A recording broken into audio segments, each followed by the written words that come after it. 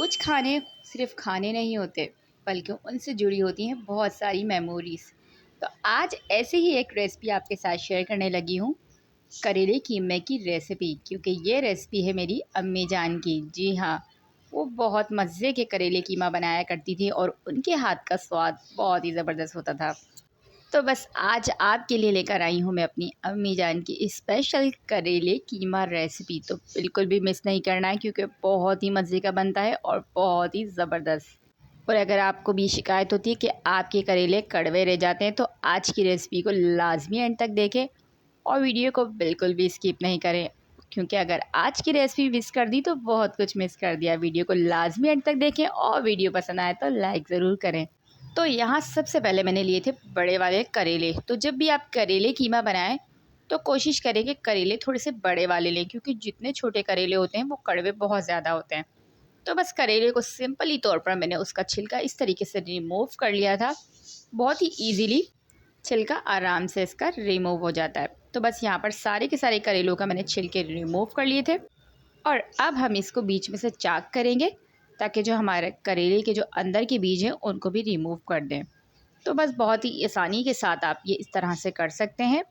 तो बाज़ार में बहुत अच्छे करेले आए हुए हैं, तो लाजमी इस रेसिपी को आप ट्राई करें, बहुत मज़ेदार लगते हैं। तो बस हाथों की मदद से मैंने इसके सारे के सारे बीज रिमूव कर दिए थे। तो बहुत ज़्यादा बीज इसमें नहीं थे तो हाथों से ईज़िली निकल गए थे। तो बस सारे के सारे करेलों के मैंने बीज रिमूव कर दिए थे और यहाँ सारे करेलों को मैंने छील के रख लिया था। तो इस तरह से हमारा जो करेला है वो बहुत ज़बरदस्त सा तैयार हो गया था। और अब हमने करेलों के ऊपर लगाना है नमक। तो जब भी आपने करेले बनाने हो, चाहे आपने किसी भी चीज़ के साथ बनाने हो, तो आपने उस पर नमक लगा के उसको एक रात पहले पूरी ओवरनाइट रख देना होता है। उससे ये होता है कि करेलों की कड़वाहट बहुत अच्छी तरीके से ख़त्म हो जाती है। तो यहाँ मैंने बीज और जो इसके छिलके थे उनको भी रख लिया था, क्योंकि थोड़े बहुत हम ये कीमे में भी यूज़ करेंगे। तो यहाँ पर करेलों को मैं अच्छे तरीके से नमक लगाने लगी हूँ।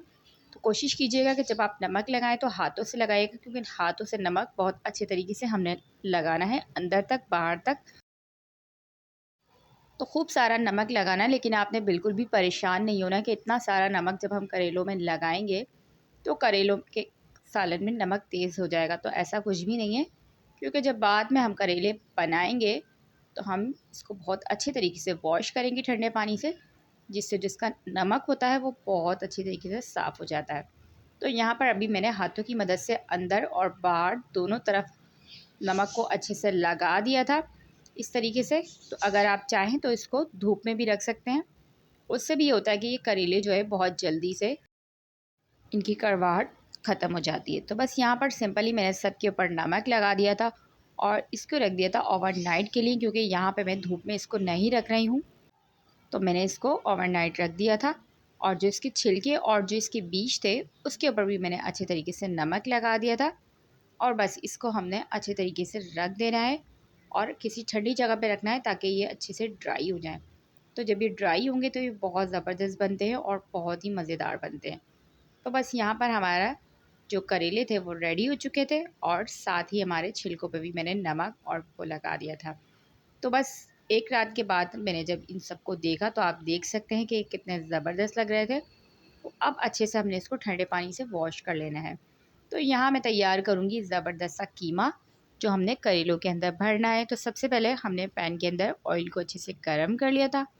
साथ ही मैंने 2 से 3 बड़े साइज़ की प्याज ली थी और प्याज को हम अच्छे से फ्राई करेंगे।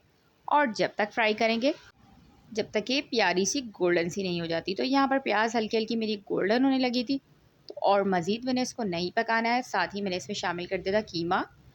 तो यहाँ हाफ़ केजी कीमा लिया था मैंने, जिसको वॉश करके मैंने फ्रीज़र में रख दिया था। तो थोड़ी सी इसमें बर्फ़ सी जम गई थी। और यहाँ कीमा डालने के बाद मैंने सिंपली प्याज के साथ पहले इसको अच्छे से फ्राई कर लिया था, ताकि कीमे का जो कलर है वो बहुत प्यारा सा चेंज हो जाए। तो आप देख सकते हैं कि यहाँ पर कीमे का कलर बिल्कुल एकदम चेंज हो गया है। तो जब यहाँ पे कीमे का कलर चेंज होने लगेगा तो अब हम इसके अंदर शामिल कर देंगे अदरक लहसुन का पेस्ट।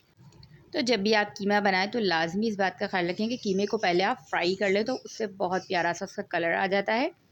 तो यहाँ पे मैंने 2 खाने के चमचे अदरक लहसुन का पेस्ट शामिल किया है और अच्छे तरीके से मैं मिक्स कर रही हूँ। कीमे को मज़ीद 2 मिनट तक हमने अच्छे से भूनना है ताकि जो अदरक लहसुन की स्मेल है वो अच्छे से ख़त्म हो जाए। तो यहाँ पर अदरक लहसुन की स्मेल अच्छे से ख़त्म हो चुकी है। 2 मिनट लगभग मैंने इसको भून लिया था।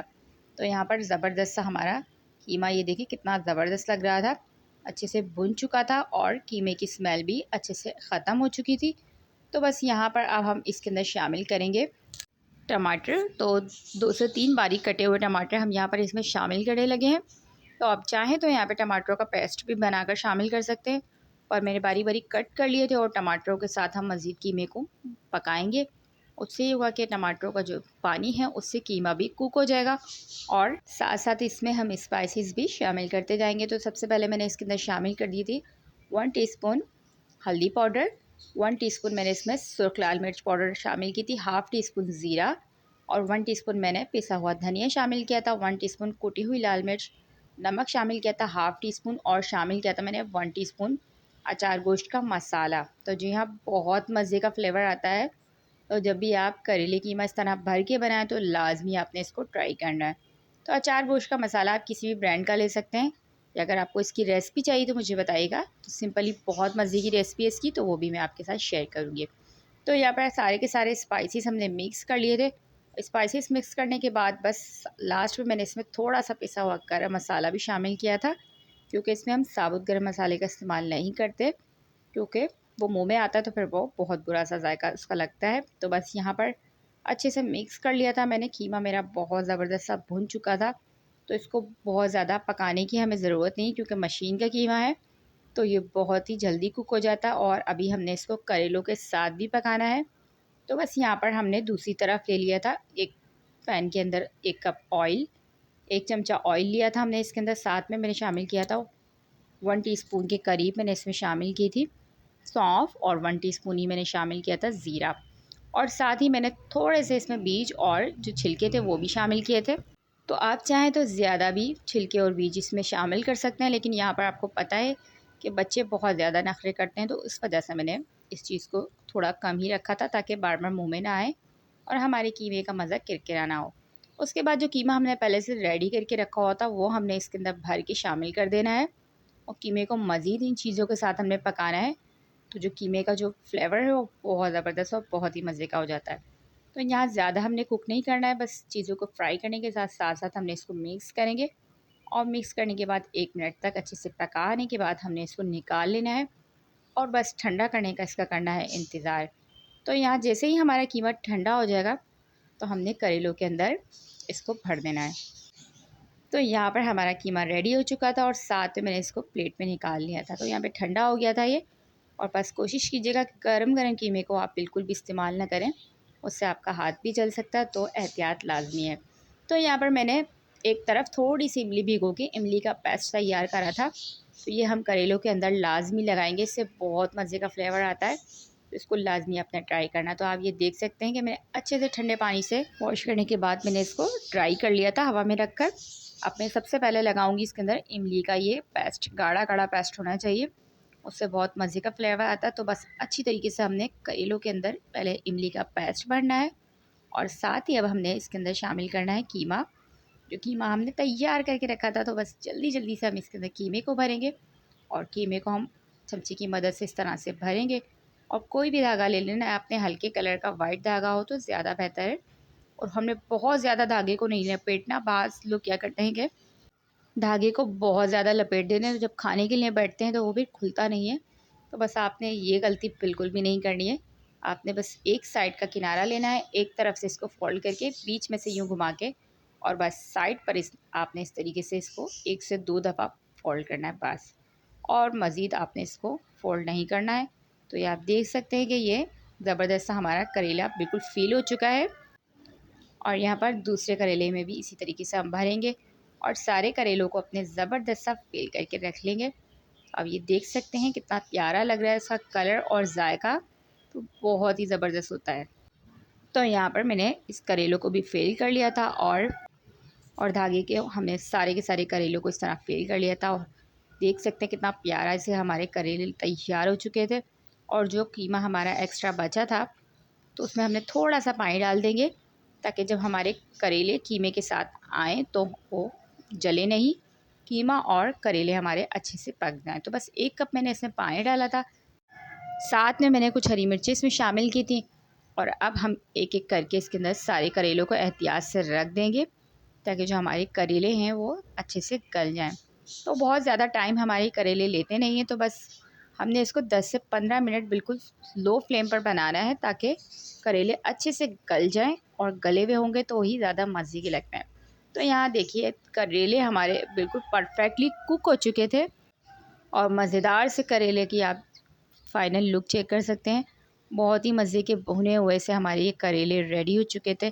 इसको आप लाजमी ट्राई करें क्योंकि ये बहुत मज़े के बनते हैं और खाने वाले आपकी तारीफ़ किए बगैर बिल्कुल भी नहीं रह सकेंगे। तो अच्छे से करेला यहाँ मेरा गल चुका था, धागा इसका रिमूव कर दें जब भी आप इसको सर्व करें। और बस मज़ेदार सा हमारा एक करेला कीमत रेडी था। इसको पराठे के साथ आप लाजमी इंजॉय करें, बहुत ज़्यादा मज़े का लगता है। यकीन करें कि एक दफ़ा आपने ट्राई किया तो आप लाजमी कहेंगे कि तो बहुत ही मज़े का, बिल्कुल भी कड़वा नहीं होता ये। तो यहाँ पर मैं इसको पराठे के साथ खाने लगी हूँ और बहुत इंजॉय करने लगी हूँ, और साथ साथ अपनी मम्मा को भी याद करने लगी हूँ क्योंकि ये रेसिपी मेरी अम्मी जान की है, तो मैंने आपको बताया था। तो अल्लाह ताला सबकी माँओं को सलामत रखे। मिलते हैं इंशाल्लाह एक और वीडियो के साथ। अल्लाह निगहबान।